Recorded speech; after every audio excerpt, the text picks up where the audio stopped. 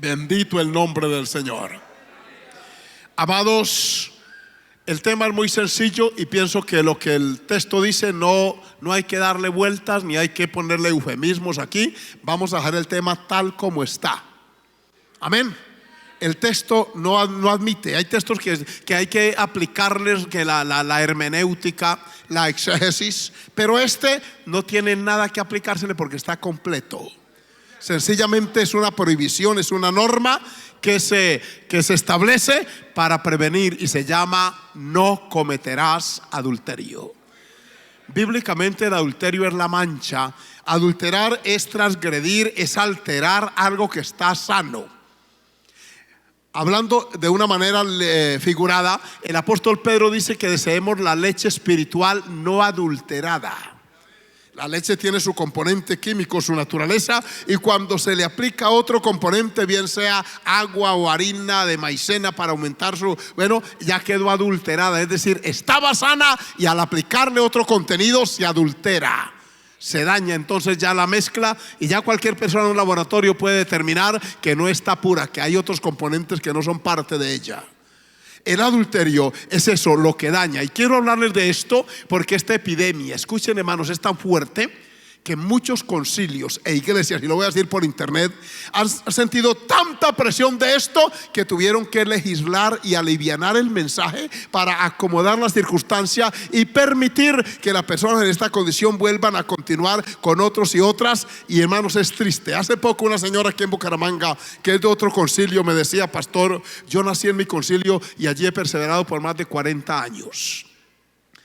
Cría hijos y tengo nietos en la iglesia y conozco la trayectoria sin haber sido predicadora ni de haber sido esposa de pastor. He entendido el cristianismo y lo he profesado y me ha traído bendición, pero se empezó a entreabrir una brecha, y es que nuestros líderes discutieron a la luz de la Biblia lo que ellos dicen que por años tuvieron de prohibición, y entreabrieron una puerta con base en el sentimentalismo y en considerar que pobrecito él, pobrecita aquella, se le desbarató el hogar aquella, que no se pueden continuar así, y se entreabrió una puerta que nos ha traído muchísimos problemas, hermanos, peores.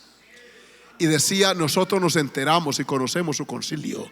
Ustedes predican y enseñan eso, por favor, no entreabran la puerta de esa manera. Por eso esta noche, esta palabra es para usted, joven, que ha venido para que sepa qué atenerse. Para cuando usted establezca un noviazgo, lo establezca con base en la santidad y en la pureza bíblica. Que cuando llegue usted a ser un esposo, sepa tener su propia esposa en santidad y honor, no como los impíos, dice la palabra, que no conocen a Dios.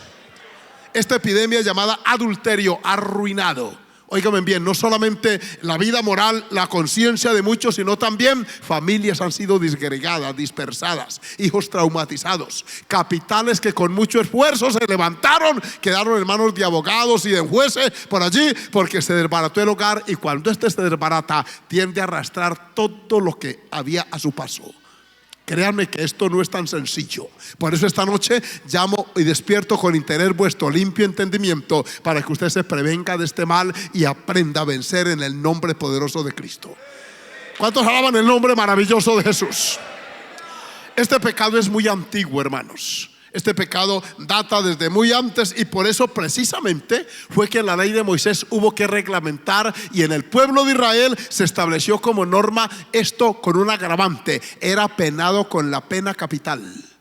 El adulterio era tan grave en la época de Moisés y era tan frecuente que hubo que utilizar la pena capital, la pena de muerte, para evitar que otros cayeran en ello. Escuchen lo que dice Levítico, por favor, en el capítulo 20, versículo 1, versículo 10 de Levítico, nos dicen de la manera siguiente. Vayan conmigo rápido. Levítico 20, 10. Alabanzas al Señor. ¿Puede alabar a Dios mientras lo busca? Escuchen lo que dice: si un hombre cometiere adulterio con la mujer de su prójimo, el adúltero y la adúltera indefectiblemente serán muertos. ¿Cómo dice? Serán muertos. Escuchen esto, que algunos creen: ¿por qué tan severa sentencia contra esta situación? Después de todo, es una debilidad humana. Era que tenía que ser así para evitar que se avanzara el mal y la epidemia contaminara todo. Porque sepan que así como una manzana podrida daña el resto, una fruta ya deteriorada, en vez de mejorar las buenas, esa tiende a contaminar el resto y la daña. Un pequeño germen cae, hermanos míos, en un agua limpia y la contamina.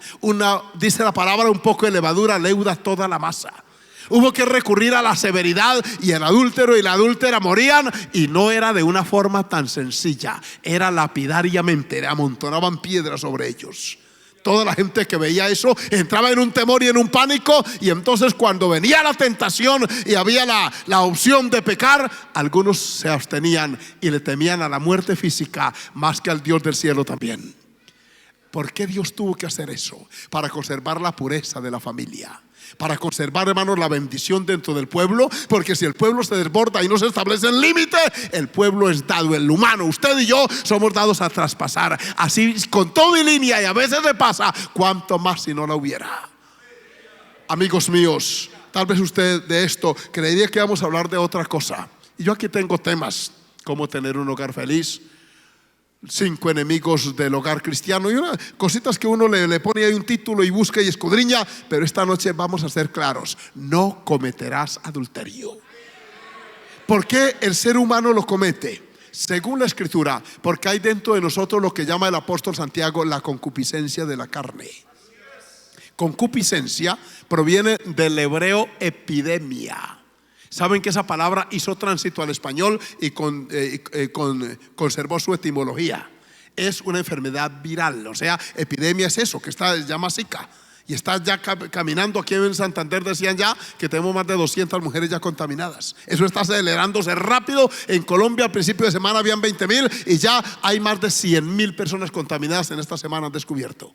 Esto es una epidemia, va avanzando muy rápido. Ya pasó la frontera, y cuando ya se genera, se llama, más que epidemia, se llama pandemia.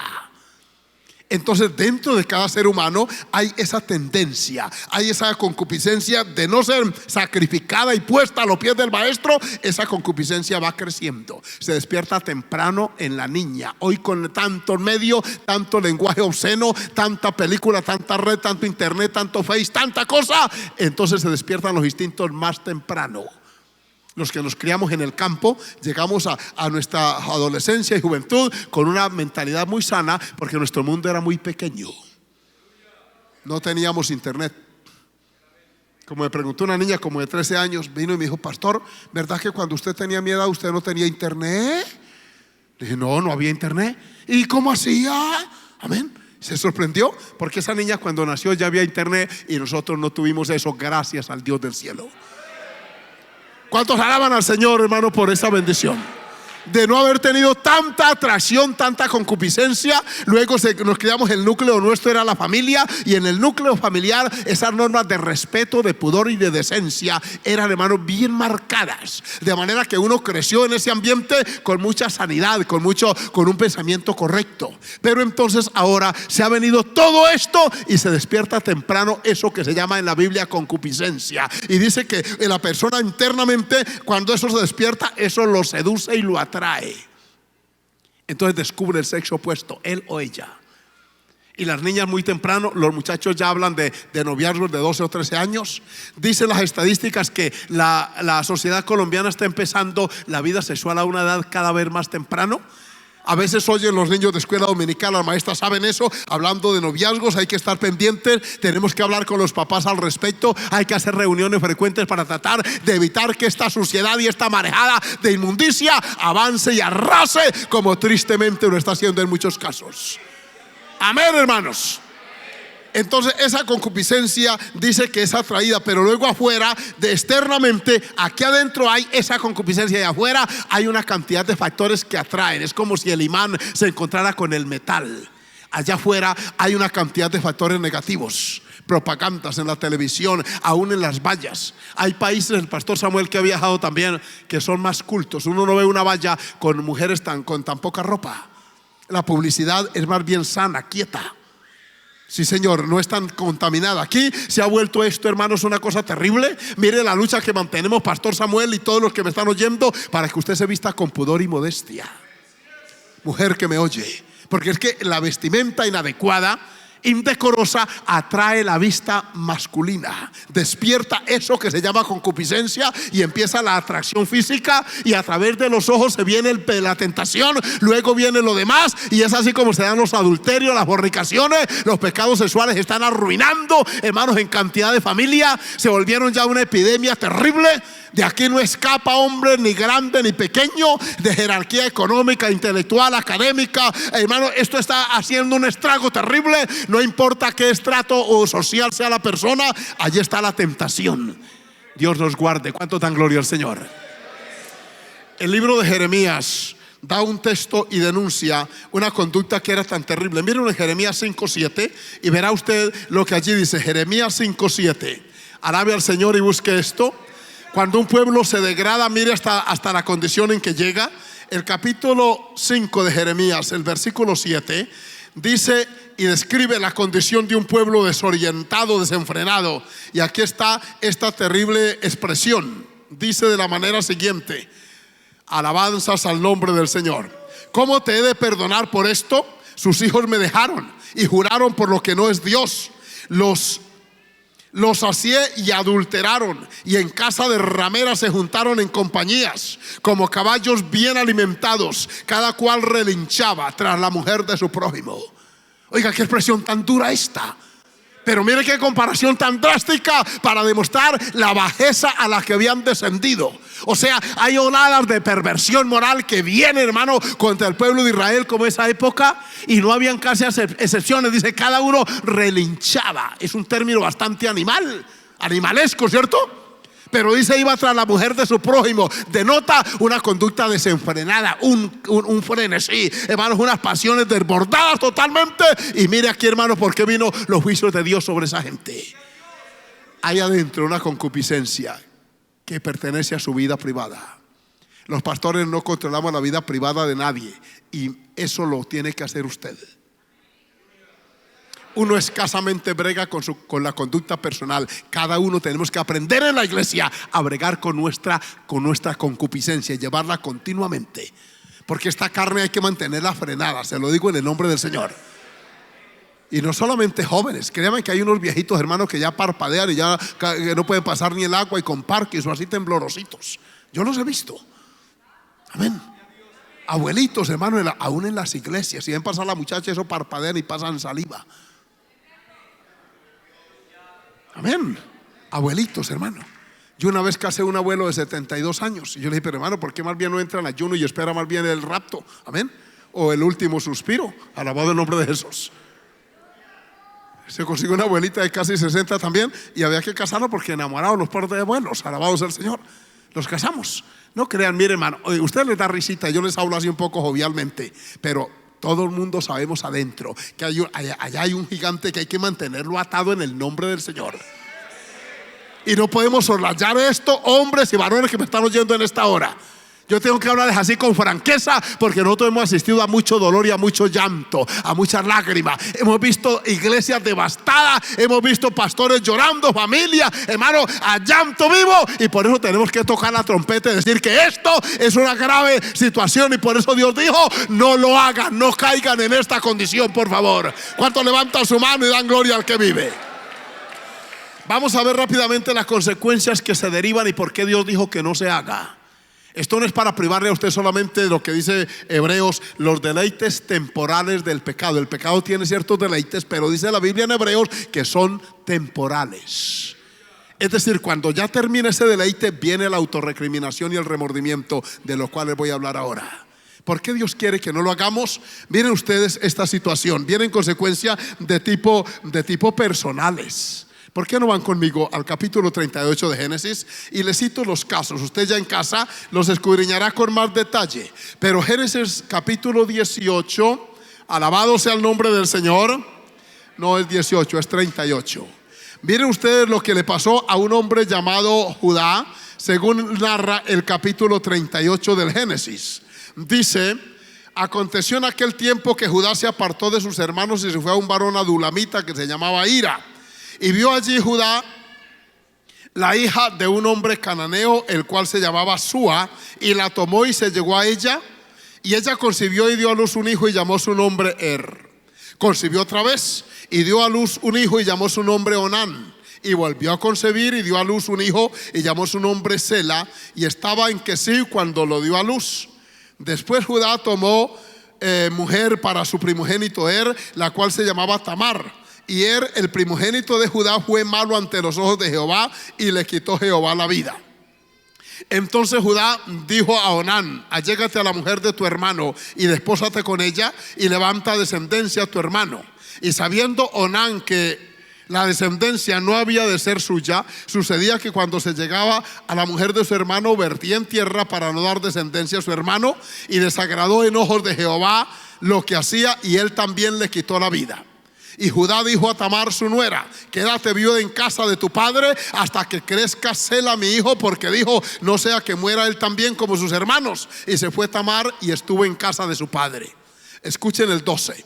Pasaron muchos días y murió la hija de Súa, mujer de Judá. Después Judá se consoló y subía a los trasquiladores de sus ovejas a Timnán, él y su amigo Ira, el adulamita. Y fue dado aviso a Tamar diciendo: he aquí tu suegro sube a Timnán a trasquilar sus ovejas. Entonces se quitó ella sus vestidos de viudez. Voy rápido porque el tiempo me apremia. Y se cubrió con un velo y se arrebozó y se puso a la entrada de Enaim, junto al camino de Timnat, porque veía que había crecido Sela y ella no era dada a él por mujer. Hago un descansito para decirles que era la ley llamada del liberato. Y esa ley permitía que cuando moría un varón y no dejaba descendencia, su hermano en línea genealógica debía casarse con la viuda, y entonces para procurar descendencia. Resulta que 2 murieron después del marido de esta mujer llamada Tamar, y Sela estaba pequeño. Pasaron algún tiempo y cuando Sela creció, ella esperaba, porque ya era tiempo de que le dieran a ese muchacho por esposo. Y viendo que no se lo entregaban, esta señora trazó un plan. Oyó que Judá, su suegro, estaba por allá trasquilando, óigame bien, y esta mujer se cambió de aspecto. Mujer que me oye, escúcheme esto en el nombre del Señor. El aspecto suyo sí dice qué clase de mujer es. Una mujer bien honestamente vestida inspira respeto, incluso admiración ante los hombres, así sean morbosos. Bien que viene y dice: una evangélica, calladito. Sí, señor. Pero ven que viene una mujer con muy poca ropa y empiezan a decirle morbosidades y a imaginarse pecado con ella. Por eso es que Dios enseña que la mujer cristiana se vista con pudor y modestia. Y dice: como mujeres que profesan piedad. Ella se arrebozó, se disfrazó y entonces se puso atavío de ramera, dice aquí. Y entonces la vio Judá y la tuvo por ramera. ¿Por qué la vio y la tuvo así? Porque el aspecto externo de Tamar así lo reflejaba.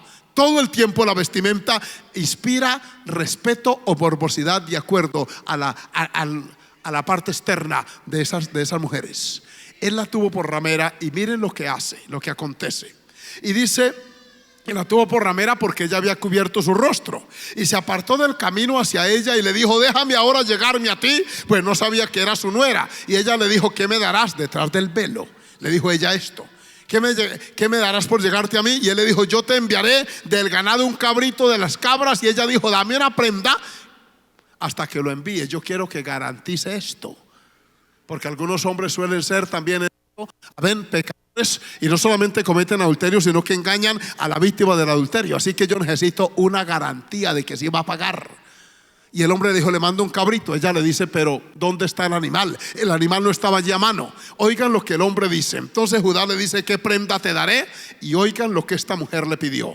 Ella pidió y respondió: tu sello, tu cordón, tu báculo que tienes en tu mano. Y él se los dio y se llegó a ella y ella concibió. Desde el punto de vista bíblico y teológico, el cordón, el báculo y el anillo o el sello tienen un profundo significado.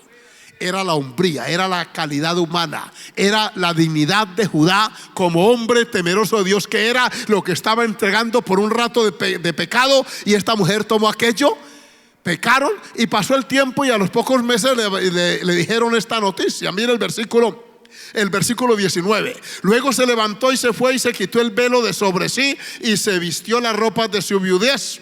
Y Judá envió el cabrito de de la escabra por medio de un amigo en Adulamita, para que éste recibiera las prendas de la mujer, pero no la halló. Escuchen esto, por favor, varones, mírenme para acá en este momento.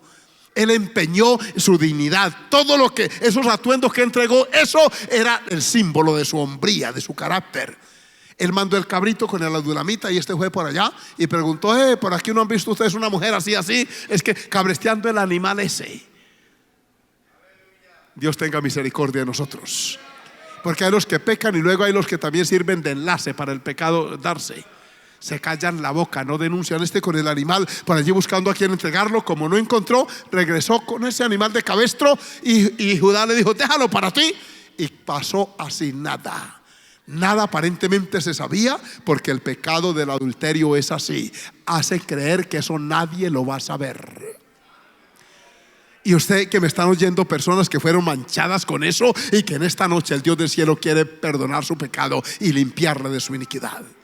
Dice la palabra que entonces, pasando algún tiempo, dice el versículo, venga, le digo cuál, el 23, alabado sea el Señor. El 24, sucedió que al cabo de unos 3 meses, cuando ya el embarazo es obvio que es evidente, fue dado aviso a Judá: Tamar tu nuera ha fornicado y ciertamente está encinta a causa de las fornicaciones. Y dijo Judá: sacadla y sea quemada. Mire, tan fácil que se juzga el pecado ajeno cuando él estaba incurso en ese delito. La trajeron y cuando la muchacha fue a ser juzgada, ella pidió permiso y expresó: aquí tengo unas prendas que debo entregar antes de mi última voluntad. Y descubrió el pecado de Judá en público esta mujer. La vergüenza para Judá fue grande. Amados, la Biblia dice en Proverbios que el adulterio acarrea afrenta y vergüenza. Y yo sé que me están oyendo personas, y reitero, a las cuales Dios quiere perdonar en su misericordia. Mire, en los tiempos de Jesús encontraron una mujer en esa conducta, en ese pecado. Dice la Biblia, han leído ese pasaje, ¿verdad? Está en Juan. Que la trajeron delante de Jesús avergonzada y le dijeron: maestro, a esta mujer la sorprendimos en el acto mismo de adulterio. Y cada uno traía una piedra, porque iban a cumplir lo que les leía al principio, y era la norma de apedrearlas. Ella estaba cabizbaja, avergonzada. Esta mujer no tenía autoridad para defenderse, porque lo vergonzoso del pecado es ser descubierto, hermanos míos, y tener adentro el cargo de conciencia adicional. Luego el rechazo social que eso produce era más terrible, y ella no tenía que hacer, agachada, allí estaba. Hermanos míos, tiene que ser terrible esa experiencia. Jesús escribía en tierra y los hombres presionaban. Tú pues, ¿qué dices? Seguía haciendo él allí algunos caracteres en el piso. De pronto levantó sus ojos y dijo: el que ustedes no haya cometido adulterio, empiece. Llama la atención el pasaje bíblico que ustedes han leído, que empezaron desde los más viejos a irse. Eso dice el pasaje. Soltaron las piedras en el piso, sonaban allí roncamente y se limpiaban en la túnica a la mano y se iban saliendo. Y dice: como acusados por sus conciencias.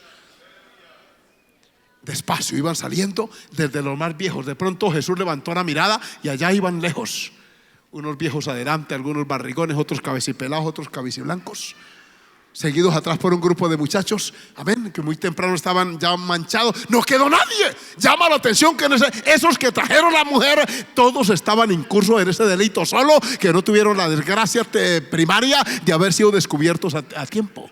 Mire, hermano, cuál fácil es juzgar cuando no sea, óigame bien, cuando no sea, perdón, venga, me ubico, cuando se tiene la conciencia y no se ha descubierto el pecado interno. Por eso es que la iglesia debe protegerse. Para una iglesia juzgar el pecado de adulterio, para un ministerio poder corregirlo, tiene que haber limpieza moral en quien la ejecuta. Uno carece de autoridad moral para corregir, para enseñar al respecto, cuando no tiene un ejemplo, una conducta que refleje esos valores que uno dice defender. Porque esto casi poco se oye en los altares. Porque muchos los orlayan, lo pasan de otra manera. ¿Por qué? Porque no hay esa autoridad que tiene que haber para corregir el mal, amados míos. Pero usted no oye por radio. Esto no lo hablan los políticos ni los sociólogos, porque tienen que hablar de otros temas. Porque uno, para poder hablar de esta palabra, tiene que tener una conciencia limpia, una conducta recta. Sea bendito el nombre del Señor. ¿Cuántos dan gloria al Dios del cielo? El apóstol Pablo dice: estando prestos a corregir toda desobediencia, cuando vuestra conducta sea recta. Nadie tiró la piedra. Jesús de pronto miró a la mujer y le dice: ninguno te condenó. Ella levantó la mirada y dijo: ninguno, Señor. Le dijo: yo tampoco te condeno, vete. Esta versión 60 dice: y no peques más. Una versión antigua de las que yo tengo dice: y no adulteres más. O sea, para ese daño, frena ya en el nombre del Señor. Y yo estoy seguro que esa mujer, a partir de entonces, toda tentación que vino a ella fue rechazada. Ella se acordaba de esa vergüenza, de esa afrenta que produce, hermano mío, ese rechazo social, ese señalamiento. Verla por la calle y decir: aquella mujer la encontramos en esta conducta. Eso tiene que ser terrible. Andar con la cabeza gacha, hermano, como la samaritana que tenía que ir a sacar agua al mediodía, porque en la mañana o en la tarde las otras la correteaban, la perseguían. Era una mujer pecadora. Hermanos, qué cosa terrible es el adulterio. Cuando mancha a su víctima, le quita la paz interior. La Biblia habla de David cuando pecó con Betsabé y entró en un estado, hermanos míos, lo llamarían hoy los psicólogos un cuadro depresivo. El Salmo 32 dice: mientras callé se envejecieron mis huesos en mi gemir todo el día. Mire, hermanos, el pecado de adulterio puede que nadie lo sepa, porque el proverbio dice que el adúltero y la adúltera se limpia, y dice ya nadie sabe, pero resulta que por dentro está el cargo de conciencia. Y por eso algunos están sintiendo y diciendo: ay, Dios mío, otra vez con ese tema. Yo quisiera oír otra cosa. ¿Sabe qué? Es que Dios quiere perdonar su pecado, quiere limpiarle de su iniquidad. ¿Cuántos alabamos el Dios de la gloria? Una vez yo exponía este tema en una ciudad costeña, en un coliseo estábamos exponiendo, porque esto hay que hablarlo en público y en privado. Jóvenes que me oyen, nosotros tenemos que abrir la palabra y decir a usted que ahórrese la desgracia que esto acarrea. Y se fue el pueblo, vinieron algunos a aceptar a Cristo, oramos por los adúlteros, adúlteras, y se dispersaron. Pero una mujer joven de unos 30 poco más años, ella quedó llorando en esa plataforma y le daba puños allí y hacía sonar aquello, y esa mujer lloraba. Entonces yo sentí ir a orar, y esa mujer empezó a llorar y a decir: pastor, mi marido está lejos, mi esposo es un temeroso de Dios, pero mi esposo se ausenta por su trabajo. Él trabaja en una empresa que lo sacan del país a veces, y en esa circunstancia él, óigame bien, él cree en mí, pero yo he manchado, pastor, mi moral, mi testimonio. Cuando nos conectamos por internet y él habla con mis hijos, él le dice ahí en la pantalla: usted tiene la mujer más santa del mundo, la mamá mejor de la vida es la vuestra, cuídela, hijo, por favor, usted es tan pequeño, usted no saben qué tesoro es su mamá. Y cuando él le dice eso y yo oigo eso, yo quiero que la tierra me trague, porque yo no soy la persona que él dice que yo soy. Pastor, yo no puedo con este cargo de conciencia. Yo tengo que confesar mi pecado, tengo que decirlo. Yo le dije: la Biblia lo dice en Proverbios 28: el que encubre su pecado no prospera, pero el que lo confiesa y se aparta alcanza misericordia. ¿Cuántos alabamos al Señor? Pero ella me contrapreguntó y me dijo: pastor, se desbarata mi hogar, mi esposo es un hombre fiel, yo sé en mi alma y percibo que ese hombre teme a Dios, ha vencido tentaciones, ese hombre ha tenido ofertas del diablo, pero él, por amor a Dios, es un hombre de oración, de clamor, de palabra. Yo no le puedo decir esto.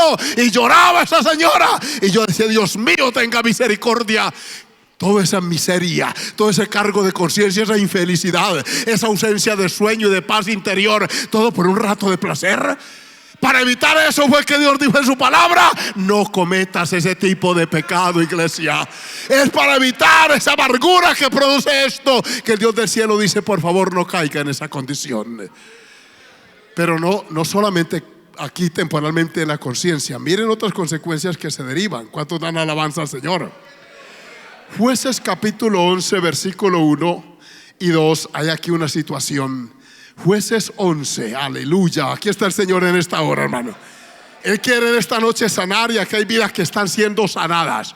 Tal vez usted se equivocó y se fue por otro camino, pero Dios quiere ayudarle. Y Jueces capítulo 11, escuchen, para que no crea que es un asunto netamente personal. El adulterio trasciende la conciencia y llega a nuestros hijos. Dios nos guarde, escúchenlo. Jefté Galadaíta era esforzado y valeroso. Era hijo de una mujer ramera, y el padre de Jefté era Galaad.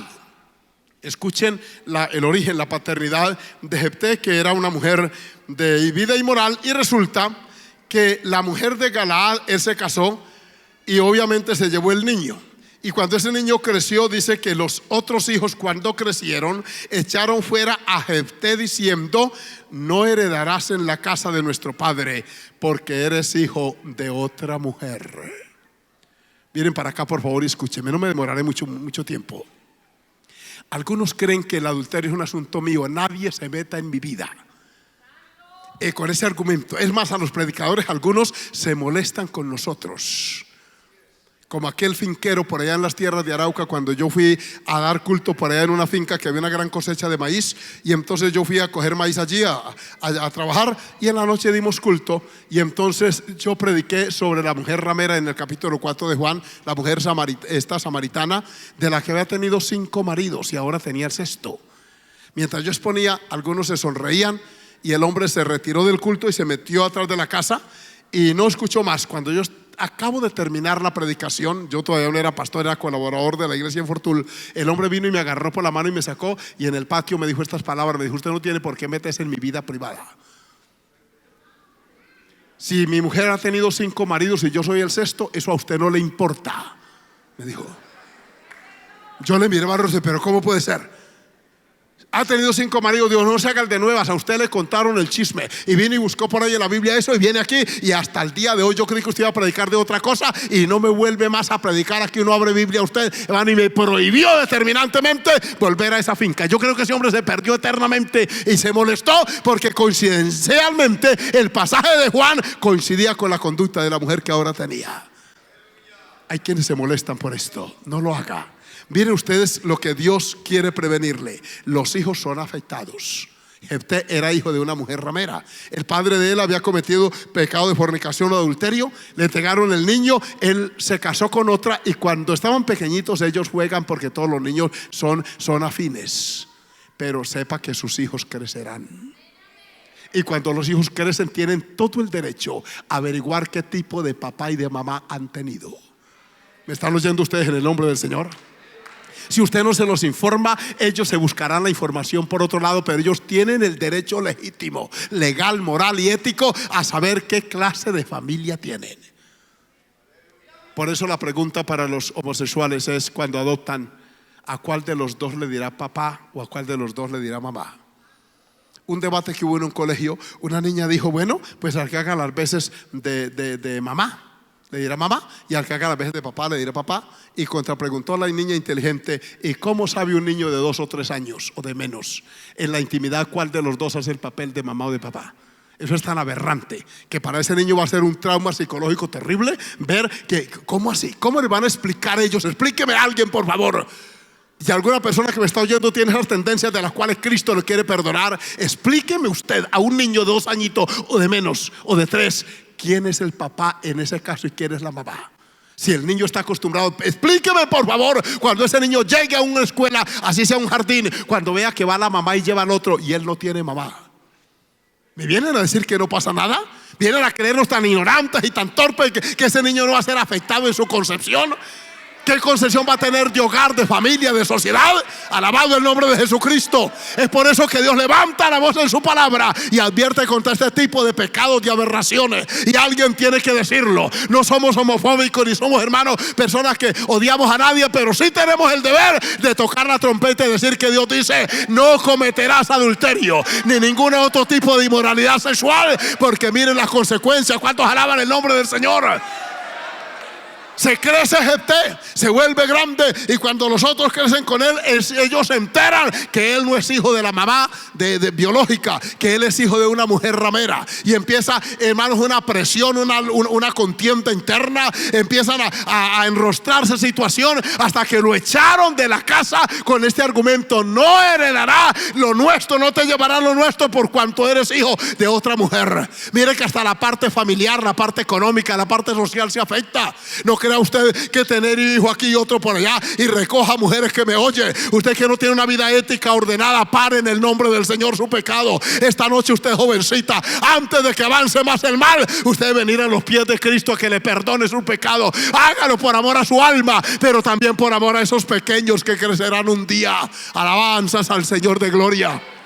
Tenga la dignidad que Dios quiere devolverle antes que el pecado haga más estrago, antes que se crezcan esos muchachos y le diga: ¿y usted con qué autoridad me va a hablar a mí? Cuando esa niña tenga 14 o 15 años y empiece a callejear, y usted que tuvo uno y otro, ¿cómo le va a decir a esa niña sea responsable? Ella la va a mirar a los ojos y le va a enrostrar y le va a decir: ¿usted con qué propiedad me habla? No crea que su adulterio va a quedar calladito allí. Llegará el tiempo cuando se lo enrostra y luego tendrá que irse en secreto a llorar allá en el fondo de su corazón el haberse equivocado. Por eso es que Dios dijo: no cometerás adulterio. Oh, bendito y alabado el Señor de gloria.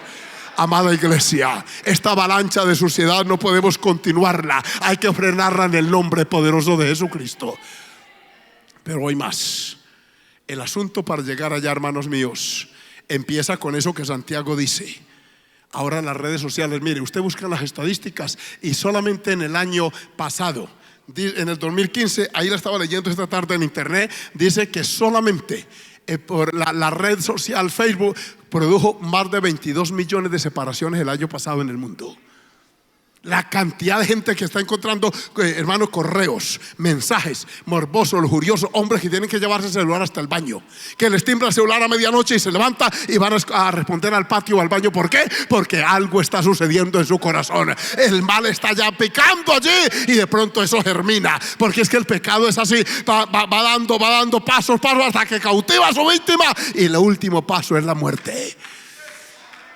¿Por qué estamos hablando de esto? Por el riesgo que entraña: social, personal, familiar, psicológico, la ausencia de paz y la parte espiritual.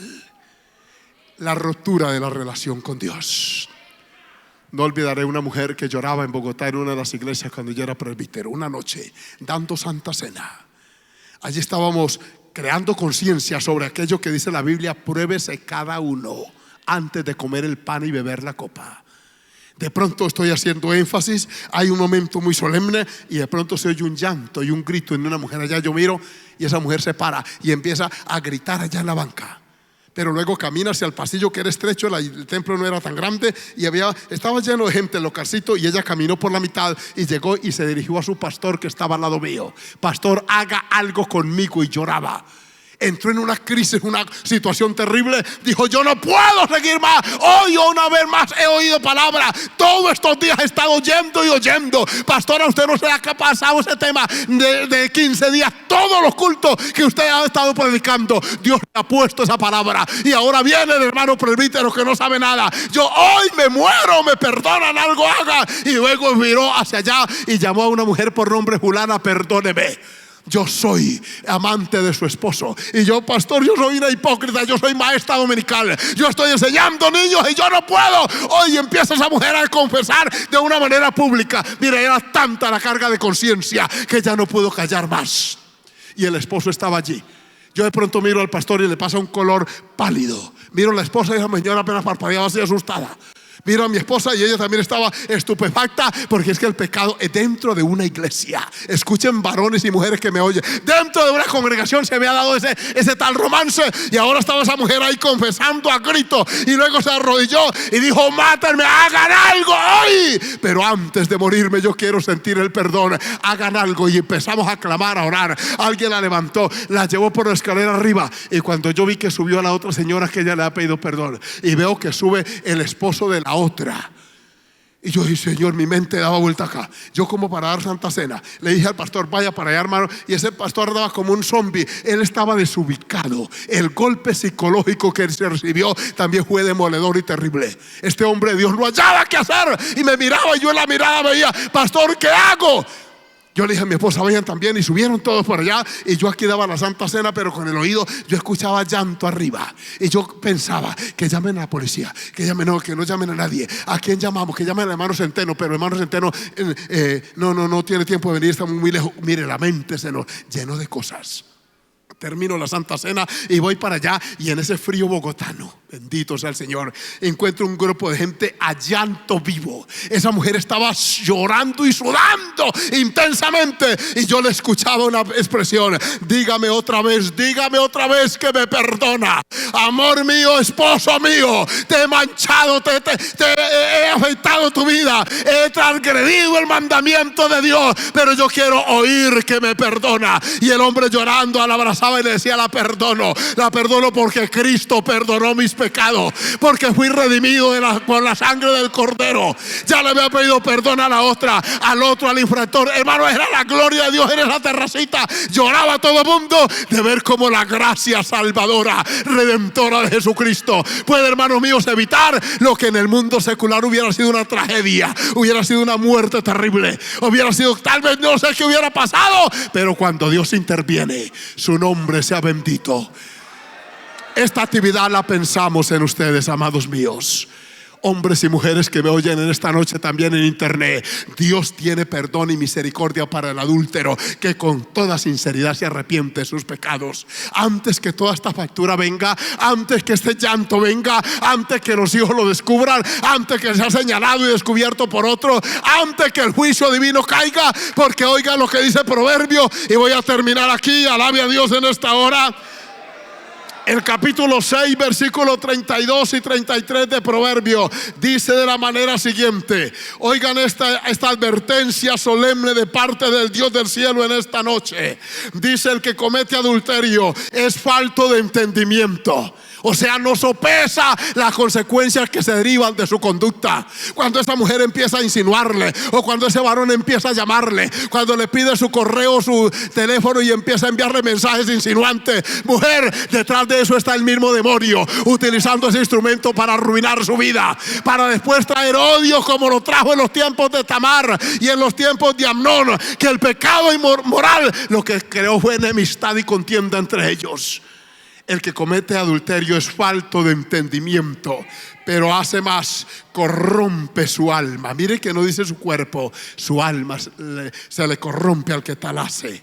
Y escuchen el 33: heridas y vergüenza hallará, y su afrenta nunca será borrada. Bendito y alabado el nombre del Señor. ¿Por qué tenemos que decir esto? Antes que el mal avance, antes que esta epidemia inmunda corrompa y haga daño, antes, Pastor Samuel, que todo este lugar tan hermoso, hermano mío, de pronto sea manchado por esto, antes que alguno de ustedes traiga dolor a la congregación, porque las congregaciones han llorado cuando han habido vidas, hermanos, que han traído dolor y angustia.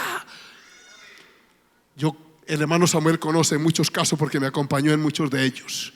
Pero una vez fui a un lugar del país a atender una situación de esta cuando estaba en la supervisión, y yo no olvido el llanto. En aquella casa no nos ofrecieron ni agua.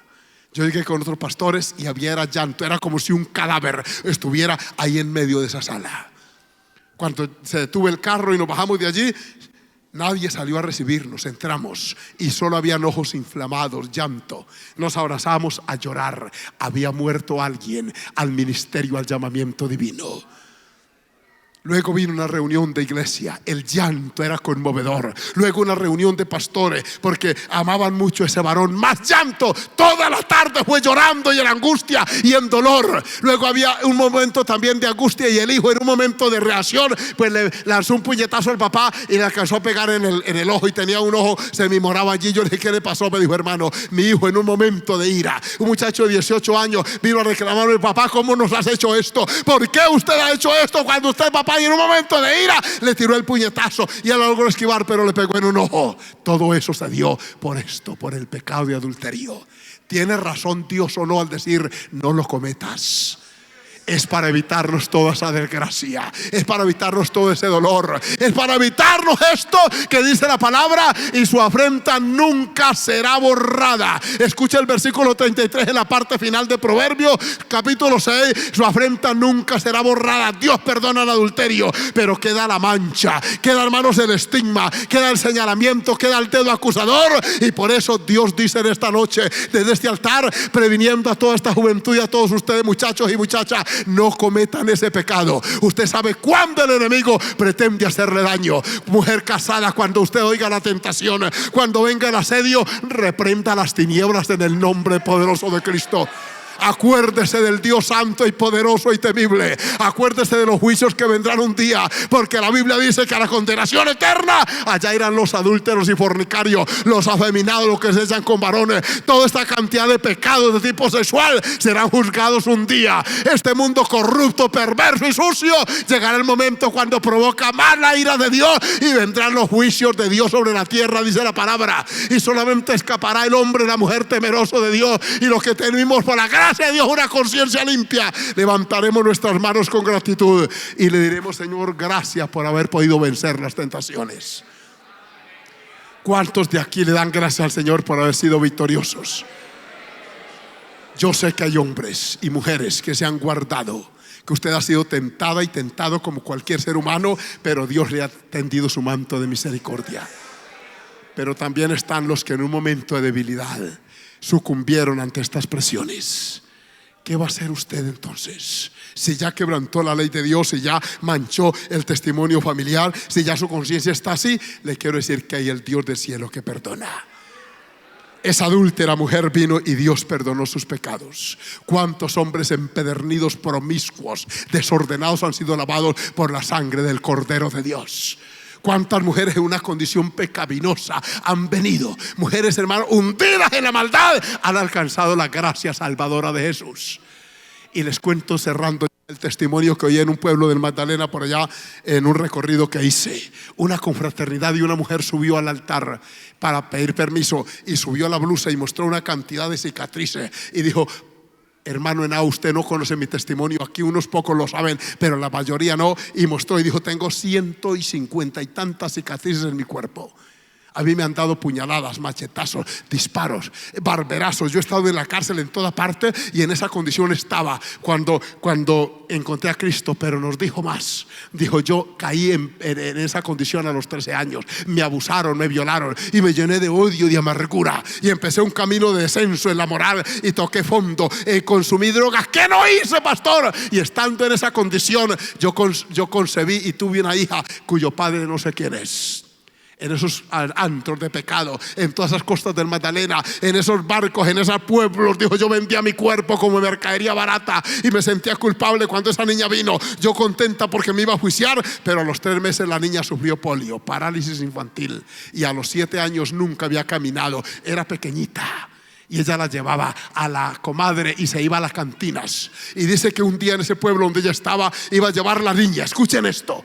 Y la niña pequeñita ahí como un trapito y su bolsito allí, y ella llorando. De pronto estaban los evangélicos anunciando estas verdades gloriosas de la palabra.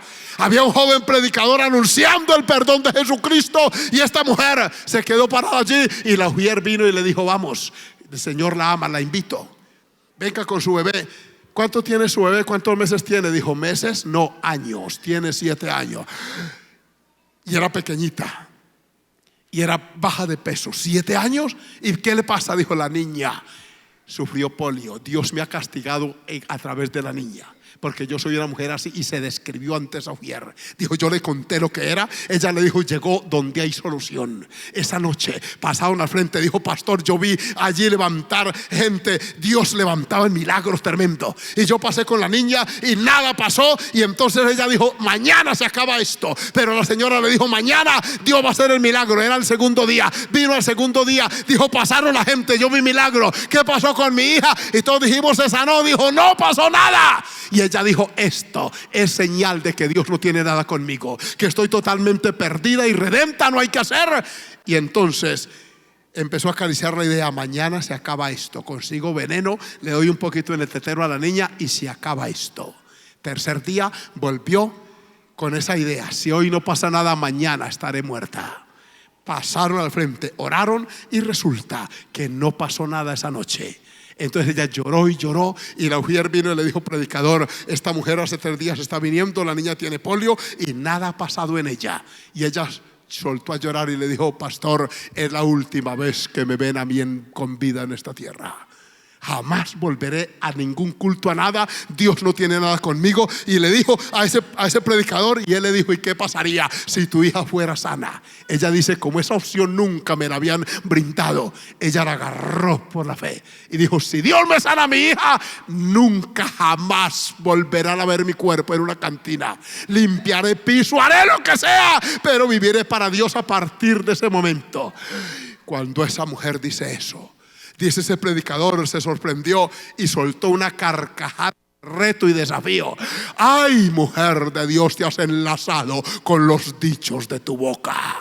Has comprometido al santo Dios del cielo, que te acaba de escuchar ahora, y como evidencia de tus palabras, de lo que has dicho, Él va a sanar esta noche tu hija. Acércate de ella. Dice, toda la gente se había ido, las tablas estaban ya desmontándolas de allí, y él me dijo: pon la niña ahí. Caminó hacia atrás y ese hombre soltó un grito de autoridad y le dijo: en el nombre de Jesucristo, suéltalo. Y cuando ella soltó a su niña, cerró los ojos para oír el golpe en la tabla, pero dijo: yo no escuché el golpe. Yo seguí orando cuando la hermana soltó un grito y empezó a hablar en lengua, y el predicador también sonaba la tabla, adorando al Dios del cielo en gozo y alegría. Alabado a su nombre. Óigame, y en medio de eso, ella oyó los pasitos que corrían, y dice: cuando yo abro los ojos, mi hija, pastor, mi hija corría, andaba, y aquí está mi hija. Dijo: fulana, ponte de pie, y se puso de pie. Levanta a mi nieto, y levantó el nieto. Este es el Dios, dijo, al cual sirvo, amo. Él me perdonó, Él me limpió. Alabado su nombre. Ese Dios que sanó a esa mujer, que liberó a su niña, ese Dios poderoso está aquí. Y aquí hay vidas que necesitan la limpieza que esa mujer experimentó aquella noche. Ese Dios que limpia y perdona la inmoralidad, el adulterio, el homosexualismo, toda aquella basura que ha venido a tu corazón, en esta noche está aquí para tenderte su mano de bondad. Póngase de pie, porque aquí hay hombres y mujeres sinceros, que unos que quieren prevenirse por la gracia del Señor, y otros que desgraciadamente han caído en esta situación. Tal vez su esposa o su esposo está aquí, tal vez usted no quiera venir por eso, pero yo le quiero decir a uno honesto, una honesta, que quiera venir a este altar: el Dios del cielo quiere perdonar tus pecados.